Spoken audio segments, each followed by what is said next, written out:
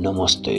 आजको भिडियोमा चाहिँ म राम्रो बाटो र नराम्रो बाटोलाई रिसर्च गरेर सर्ट एन्ड पावरफुल पोइन्टमा एक्सप्लेन गर्नेछु। सुरु गरौँ राम्रो बाटोबाट। राम्रो बाटोलाई चाहिँ हामीले भगवानको बाटो वा स्पिरिचुअल बाटोको रूपमा लिन्छौँ।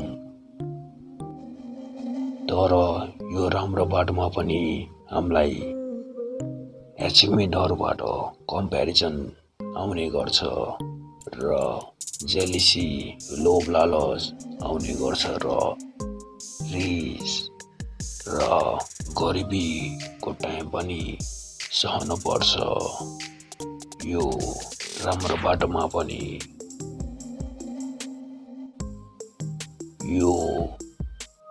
बाटोमा पनि हामीले धेरै ब्याड कम्पनीजहरू भेट्ने गर्छौँ र ब्याड कम्पनीजहरू भेट्नुको कारणले हामीले आफूमा ब्याड ह्याबिट पनि उत्पन्न बिल्ड गर्ने गर्छौँ।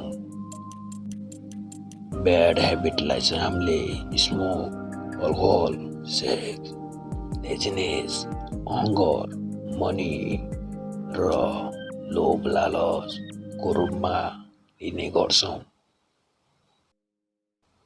अब कुरा चाहिँ यस्तो भयो कि हामी राम्रो बाटोमा हिँड्दै पनि किन हामी यस्तो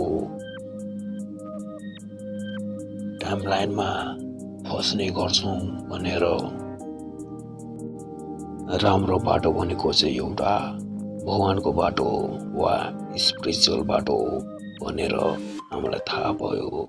त्यही भएर हामीलाई लाइफमा कति सक्दो सहन सक्छौँ वा कति चाहिँ हामी बलियो छौँ भनेर टेस्ट गर्नको लागि चाहिँ यो गुड बाटोमा राम्रो बाटोमा भगवानहरूले हामीलाई टेस्ट गर्ने छ। अब कुरा यहाँ पनि आयो कि हामीलाई राम्रो बाटोमा हुँदै पनि किन टेस्ट गर्नु पर्यो भनेर र किन टेस्ट गर्नु पर्यो भन्दाखेरि चाहिँ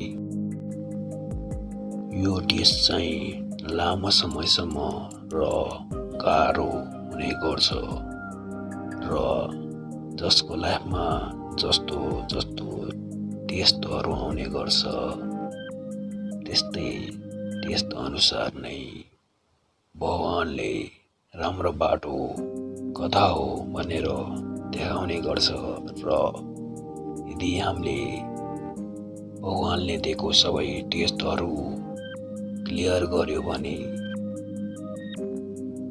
भगवानले राम्रो बाटो देखाउँदै एक दिन भगवानको साथमा आफूलाई पाउने गर्छ र यो पाएपछि फेरि जाने चाहिँ हुँदैन। एकचोटि पाएपछि चाहिँ इन्फिनिटी शब्द जस्तो वर्ड पनि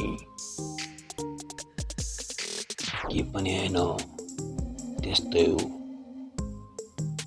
साथ पाउने गर्छ भगवानको र त्यसको कारणले चाहिँ हामीलाई लाइफमा टेस्टहरू आउने गर्छ।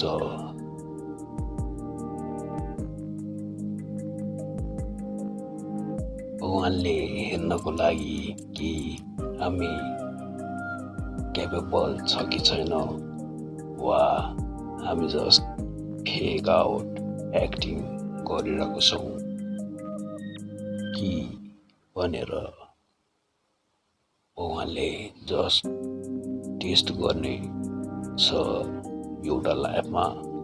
तर एउटा लाइफमा पास भएपछि चाहिँ इन्फिनिटी जस्तो वर्ड के पनि होइन भने टाइमसम्म साथमा हुने गर्छ, पाउने गर्छ।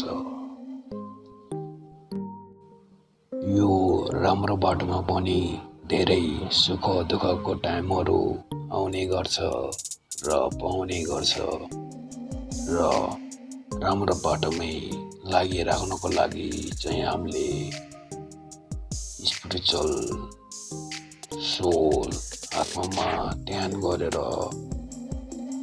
गीता वेद जस्तै किताबहरूबाट ज्ञान लिन सक्छौँ र सुख हुँदा पनि दुःख हुँदा पनि राम्रो बाटोमै लागेर एक दिन हामीले भगवानलाई पाउन सक्छौँ। र सर्टमा भन्दाखेरि चाहिँ राम्रो बाटो भनेको भगवानलाई पाउने बाटो हो। अब कुरा गरौँ नराम्रो बाटो। नराम्रो बाटोमा चाहिँ हामीले ब्याड ह्याबिट भएको मान्छे जस्तै स्मोक, अल्कोहल, लेजिनेस, सेक्स, लोभ, लालच, घृणा, एङ्गर, फेम, मनी जस्तै चिजहरूमा बढी एट्र्याक्ट हुने गर्छ। त्यसलाई चाहिँ हामीले ब्याड बाटो, नराम्रो बाटोको रूपमा लिने गर्छौँ। नराम्रो बाटोमा जानको लागि चाहिँ हामीलाई धेरै सजिलो हुने गर्छ र एट्र्याक्ट हुने गर्छ र यो सजिलो बाटो नराम्रो बाटो भनेर चिन्ने गर्छौँ र सर्टकट भनेर चाहिँ हामीले नराम्रो बाटोलाई हेर्ने गर्छौँ।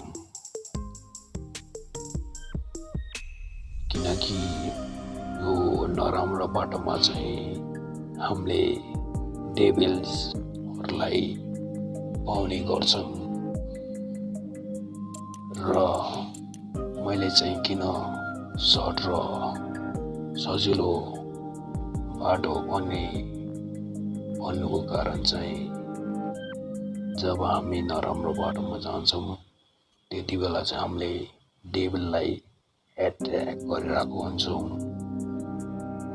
र जब हामीले डेभिललाई एट्र्याक्ट गर्छौँ उनीहरूले पनि एट्र्याक्ट गर्ने गर्छ, जसको कारणले चाहिँ हामीलाई यो सिङ्गल लाइफमा जे चाहिन्छ डेभिलले पुरा गरिदिने भन्छ, तर त्यसको सट्टामा चाहिँ डेभिलले त्यसको सोल लिने गर्छ। त्यही भएर चाहिँ यो नराम्रो बाटोमा चाहिँ छिटै जे चाहेको कुराहरू पुरा हुने गर्छ र सजिलो तरिकाले। अब कुरा गरौँ डेभिलले चाहिँ सोल किन लिने गर्छ भनेर।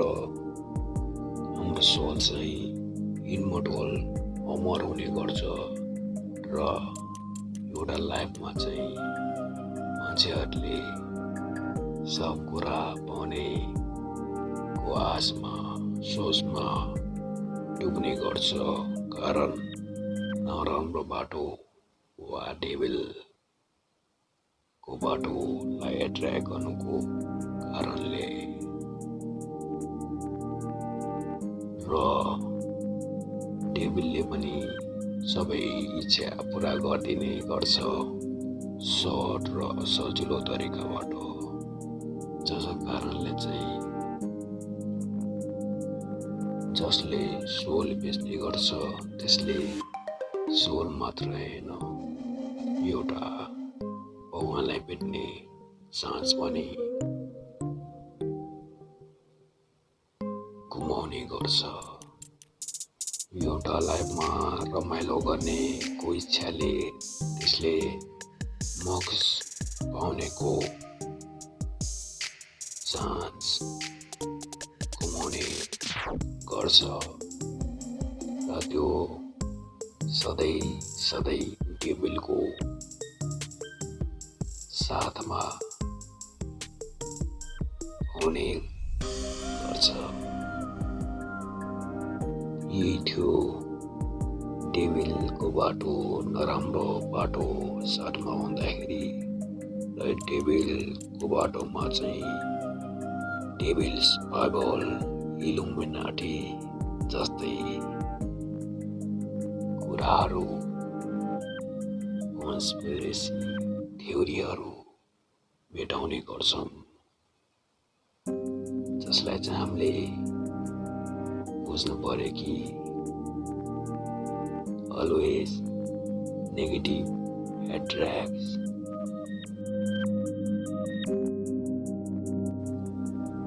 यही थियो आजको भिडियोमा राम्रो बाटो र नराम्रो बाटो। अब अर्को भिडियोमा चाहिँ छिटै भेटौँला। केही नयाँ रिसर्च गरेर त्यति बेलासम्म see you।